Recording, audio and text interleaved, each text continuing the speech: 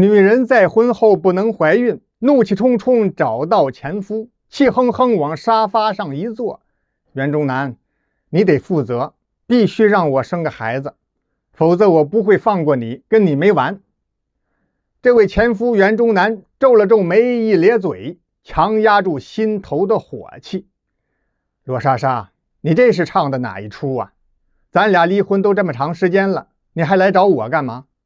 再说想生孩子这种事情更不能来找我了，你不是已经再婚了吗？一听再婚这两个字，前妻罗莎莎更来气了。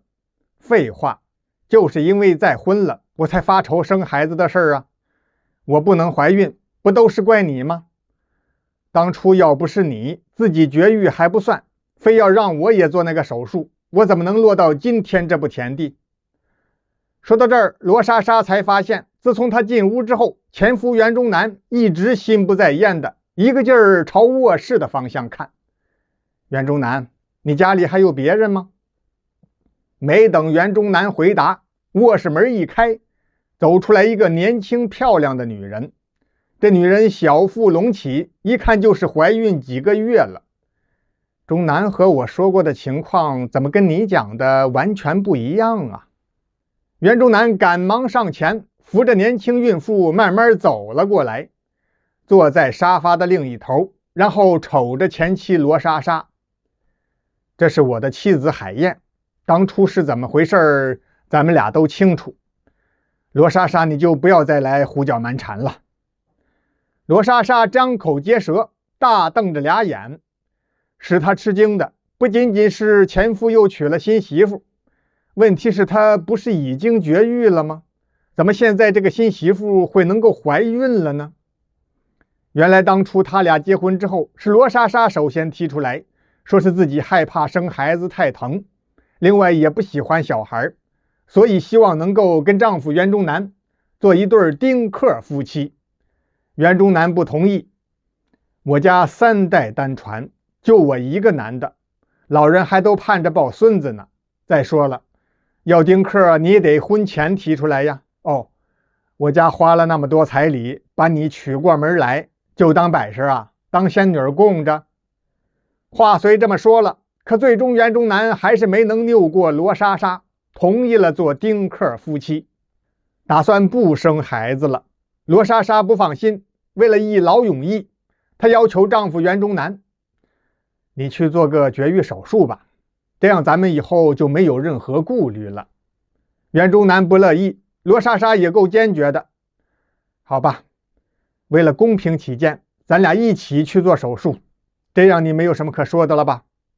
袁中南是真爱这位罗莎莎呀，他咬着牙发着狠，点了点头，一同去做了绝育手术。可惜的是，过了没2年，两个人感情破裂，离婚收场。几年没有联系，今天这位前妻罗莎莎忽然登门，说是她再婚之后虽然做了腹通手术，可仍然不能怀孕。现任丈夫下了最后通牒，如果3个月之内罗莎莎还是不能怀孕，就离婚。罗莎莎自知理亏，因为跟后夫结婚之前，她把自己做过绝育手术的事情故意隐瞒了。也是实在没有别的办法，她这才找上门来跟前夫胡闹，扬言说要是袁中南不能够帮她怀上孩子，我罗莎莎就死在你的面前。袁中南十分了解前妻罗莎莎，知道要是不帮帮她的话，罗莎莎真能一直胡闹下去，那怎么得了？我媳妇海燕正怀着孕呢，可经不起她这么胡折腾。于是袁中南强挤出一个笑容，要不这样吧，罗莎莎，你今天先回去，改天我联系一下我的发小，他是生育科的专家，我的腹通手术就是他给做的，这不，我媳妇已经怀孕了。说到这儿，袁中南情不自禁抚摸了一下妻子欧海燕的肚子。罗莎莎气得两眼发红，耐着性子往下听，让我的发小安排一下时间，尽快也帮你检查一下，看还有没有恢复生育能力的希望。罗莎莎这才平静了一些，不过他还是摇了摇头。袁中南，既然这样，我今天就不走了，明天一早就带我去见你那个医生发小吧，我着急。袁中南苦笑着摇了摇头，我的这位发小啊，是个大专家，忙得很，我想见他也得提前预约。过几天联系好了，我开车去接你，然后再一起去看病，好不好？最后好说歹劝，总算是把这位前妻罗莎莎给劝说走了。袁中南与妻子欧海燕两个人这才长舒了一口气，吃了一顿安稳的晚饭。简短截说，联系好了生育专家发小之后，按照约定的时间，袁中南就把前妻罗莎莎带到了这位发小郭玄湖的诊室。郭玄湖是生育学的博士，顶尖的专家，给罗莎莎做了一番检查之后，眉头一皱：罗女士，我必须如实告诉你，你的这个情况不太妙，以目前来看，最好不要再手术了，太危险。放弃治疗也是一种尊重生命的选择。什么意思？就是说呀，如果再次手术，她罗莎莎本人都有可能发生生命危险，这是劝她放弃怀孕生孩子的想法。走出医院，罗莎莎跟着袁中南回了袁中南和欧海燕的家，赖着不走，哭哭啼啼，是吵吵闹闹。袁中南好不容易苦口婆心良言相劝，就差跪下磕头了，总算是又把这位前妻给劝说走了。不过临走的时候，罗莎莎撂下狠话：袁中南，这事儿没完，我还会再来的。袁中南与妻子欧海燕吃过晚饭，刚要睡觉，发小郭玄湖打来了电话：中南，今天看你挺失望的，所以你们走了之后啊，我跟我的导师联系了一下，真是不错。听了罗莎莎的病情，我老师说她现在可以做这个手术，把握很大。不过她人在美国，你们考虑一下吧，要不要出国治疗？袁中南真不打算管这事儿了，不想把这个情况告诉前妻罗莎莎。没想到妻子欧海燕却一拉丈夫的手：中南，你前妻虽然做事比较气人，不过也怪可怜的，她只是想做母亲，你就告诉她吧。再说了，要不然她天天上门来找麻烦，咱也不得安宁啊。于是袁中南把这情况跟前妻罗莎莎一说，罗莎莎挺高兴，可没想到她的后夫毕俊杰把眼一瞪：罗莎莎，你想搞什么？哦，让我带你去美国治疗？我没那功夫，要去你自己去，反正3个月之内你不能给我怀孕，咱就离婚。罗莎莎又转回头来找前夫。袁中南可真是够冤种的，买好机票，陪着前妻罗莎莎登上了去往洛杉矶的飞机。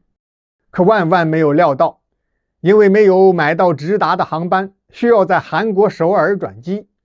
飞机在首尔仁川机场降落的时候，轮子出了故障，剧烈的震荡造成了机舱失火，旅客们鬼哭狼嚎，一片混乱，发生空难了。幸好地面人员抢救迅速，及时给飞机灭了火，把旅客们救出了机舱。还好只有15人不同程度的受伤，其中就包括袁中南和罗莎莎，他俩伤势最重，被送往了机场附近的医院。医生一看就咧了嘴了：我们这是整形医院，赶快转院吧。袁中南与罗莎莎好不容易几经周折被转到了首尔大学医院，经过抢救，总算是没有了生命危险。得到妻子受伤的消息之后，罗莎莎的后夫那位毕俊杰先生根本没当回事，对罗莎莎是不理不睬。倒是袁中南的妻子欧海燕挺着个大肚子，第一时间赶到韩国，跑进医院，把袁中南连同罗莎莎一起接回了国内，继续治疗养伤。1个月之后，袁中南与前妻罗莎莎同时伤愈出院。罗莎莎的后夫毕俊杰这才勉强开着车把罗莎莎接回家中，只说了一句话：距离你给我怀孕的期限只有1个多月了啊。罗莎莎用牙咬了咬下嘴唇，强忍住泪水，把头扭了过去。直到现在，她对现任丈夫毕俊杰才有点死心了。很快过了1个多月，毕俊杰拉着罗莎莎去办离婚手续，眼瞅着就要到民政局门口了，袁中南忽然打来了电话：莎莎，你们不用离婚了，我的发小郭玄湖刚刚跟我说了，他的导师罗伯特·吉次先生下周要来中国参加一个生育科学研讨会，到时候可以安排一下，亲手给你做手术。挂断电话，罗莎莎微笑着流下了眼泪。她的后夫毕俊杰呢，耸了耸肩膀，调转车头，拉着罗莎莎把车开回了家。头发花白、满脸络腮胡子的博士生导师、生育学专家罗伯特·吉次医生给罗莎莎做再次腹通手术那天，刚好赶上前夫袁中南的现任妻子欧海燕临盆，可把袁中南给累坏了，两头忙活。随着哇的一声婴儿啼哭，袁中南与欧海燕的爱情结晶，一个白白的大胖小子来到了人间，一家人是喜笑颜开。罗莎莎的手术也非常成功，估计很快就能怀孕了。她的后夫毕俊杰这才第一次露出了一个笑容。可是1个月、2个月、半年、1年、2年过去了，罗莎莎还是没有怀孕。到几家大医院做了检查，结果都说是罗莎莎的身体完全正常，应该可以怀孕。这时候毕俊杰才勉强同意到医院也做了一个检查，结果出人意料，他的小蝌蚪没有一个活的。也就是说，这位毕先生永远不可能让女人怀孕。这回轮到毕俊杰傻眼了，他哭丧着脸，咧着大嘴求罗莎莎：老婆，你看咱能不能想个别的办法，怀孕生个孩子呀？我是真想要个小孩。罗莎莎十分明白后夫毕俊杰是怎么想的，他轻轻点了点头，转身走出家门，又去找前夫袁中南，说明后夫毕俊杰先天不育的情况之后，要让袁中南给他做个捐献。这回袁中南可不像以前了，他是拍案而起，用手指着前妻的鼻子：罗莎莎，你给我出去，以后永远也不要再登我家的门了。走，你赶紧走，再不走我报警了啊！自从认识袁中南那天起，罗莎莎从来还没有见到过袁中南发这么大的火呢。她心头发颤，自知理亏，只的是悻悻地离开了袁中南与欧海燕的家。